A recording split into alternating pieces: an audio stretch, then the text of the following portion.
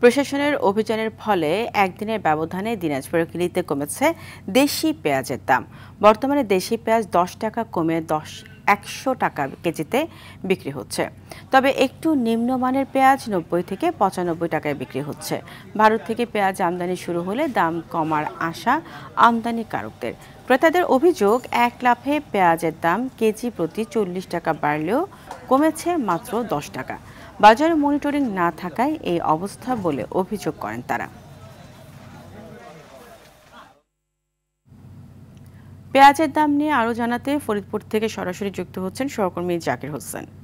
জাকির, ফরিদপুরে পেঁয়াজের ফলন এবং দাম সম্পর্কে জানাবেন। আপনি জানেন যে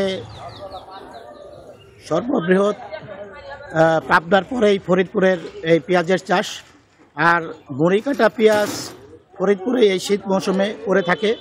ফরিদপুরের কৃষি সম্প্রসারণ অধিদপ্তরের উপপরিচালক শাহাদুজ্জামানের সাথে কথা হয়েছে। তিনি বলেছেন যে আমাদের 5285 হেক্টর জমিতে এবার এই পেঁয়াজ চাষ হচ্ছে এবং এই চাষ যারা অগ্রিম করেছে তাদের মনে করেন যে অনেকটাই গজিয়েছে। অনেক কৃষক আবার এখন চাষ করছে, জমি প্রস্তুত করছে এবং এই পেঁয়াজটা 1 থেকে 1.5 মাসের মধ্যেই কৃষকরা উত্তোলন করবে। এই কৃষকটা উত্তোলন করার পরেই পেঁয়াজের যে হঠাৎ করে মূল্য বৃদ্ধি পেয়েছে, এই বৃদ্ধিটা কমে যাবে এবং ভোক্তারা কম দামে পেঁয়াজ ক্রয় করে খেতে পারবে।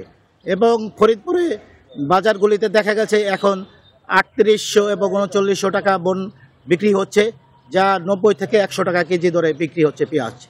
এই জন্য ফরিদপুরে যে অবস্থা আছে, অনেক জায়গায় পেঁয়াজ এখন গজিয়ে গেছে, আবার অনেক জায়গায় কৃষকরা পেঁয়াজ লাগাচ্ছে এবং ফরিদপুরে এবার 83,000 হেক্টর জমিতে পেঁয়াজের চাষ হচ্ছে, যা প্রায় আপনার